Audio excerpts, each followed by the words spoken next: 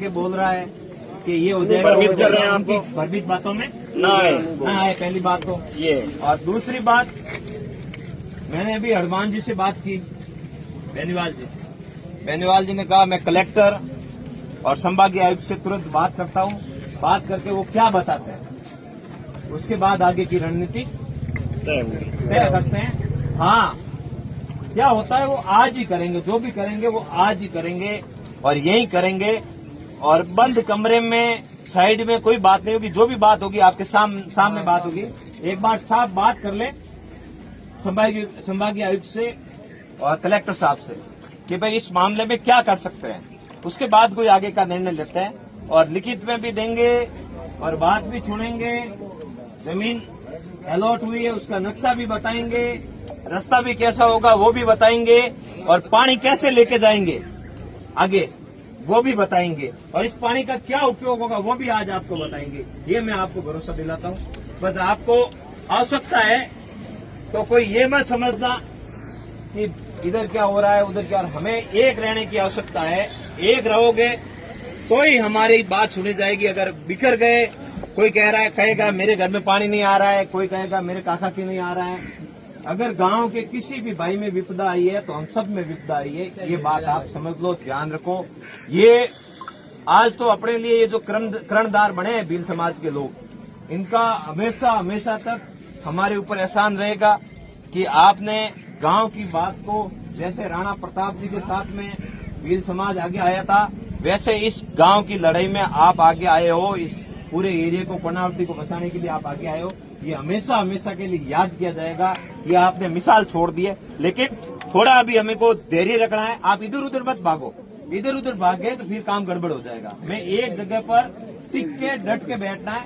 एक बार हनुमान जी क्या निर्देश देते हैं कि भाई संभागीय आयुक्त से बात करके कौन सा रास्ता अपनाते हैं। अगर बीजेपी के भी, अगर केंद्रीय मंत्री गजेंद्र जी शेखावत और हमारे विधायक जी अगर इस मामले में हमारे साथ में आकर बैठते हैं, हमारी बात सुनते हैं और हमारे लिए कोई निराकरण देते हैं, तो मैं पूरे गांव की ओर से सबसे पहले उनकी जिंदाबाद का नारा लगाऊंगा। दूषित पानी के कारण टूटे रास्तों को तुरंत सही करवाना ताकि बच्चे स्कूल जा सकें। कलेक्टर सहायता या मुख्यमंत्री सहायता कोष से 500 गांवों को अलग से रिलीफ फंड रिलीज कराना ताकि इस आपदा के कारण जो नुकसान हुआ है उस नुकसान की भरपाई हो सके। और गांवों की जो स्कूल खराब हुई है, दोनों गांवों की, चाहे डोली कल्ला के ले लो, राजगीरों के ले लो, बुदावतों के ले लो, उन स्कूलों के लिए समसा से फंड रिलीज करवाना और उसके साथ ही कलेक्टर साहब के माध्यम से कोई ऐसी योजना में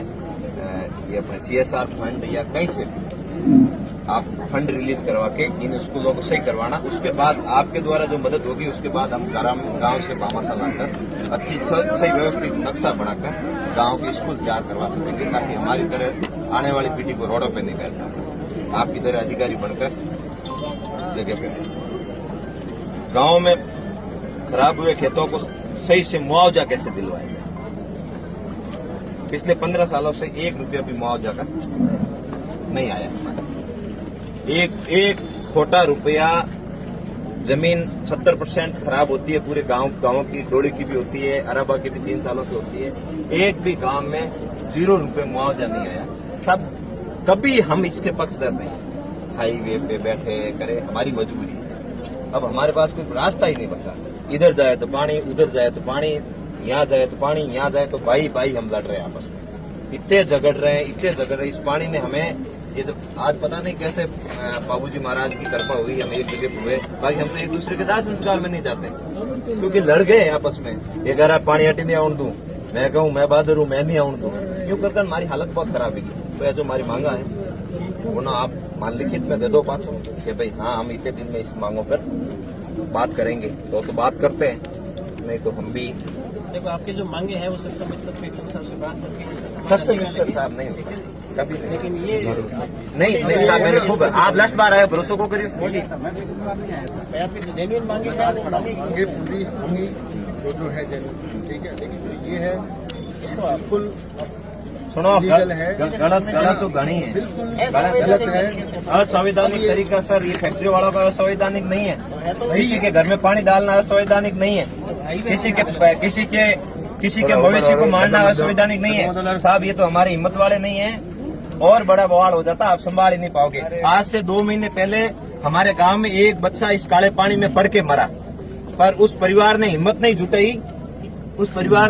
जुटाई, और बड़े सभ्य तरीके से उन्होंने ये कहा भाई मरने दो हमारे लिकुड़ों को, तो बाकी सब पानी में पड़े दूसरी जगह वे छोड़ दे। आप भी हनुमानगढ़ हाड़ोती शेखावटी में नौकरी करना आया हो, एडो कहीं को नहीं, और मैं कोई गलत नहीं हूँ। आज हमारी मजबूरी है, अगर इन बात मान लिखी दे दो तो अंदर कहीं जोर आवे। नहीं तो इसको बॉडी को यहाँ लेके आएंगे। ये जो बॉडी इसके घर का पानी निकालो आप पहले, इसके घर का। इसके घर के खेत में पानी नहीं है, जब किसके? बॉडी लेके आए हो। खेत में तो रास्ता ही नहीं है, कहाँ से जाएंगे? रास्ता यहाँ है, खेत से बॉडी लेके आए, वहाँ पानी नहीं है। खेत से बॉडी लेके आए, मजबूरी में गए। ये जो बातें हैं ये ये लिखित में हो दे दो। जाएगा, नहीं ये ऐसा हो नहीं जाएगा। होगा, कल कह दोगे। और ये आज लेकिन ये जो है ये अतिक्रमण बोलो हाँ खोला नहीं पड़ेगा। आई बात है हाँ, अतिक्रमण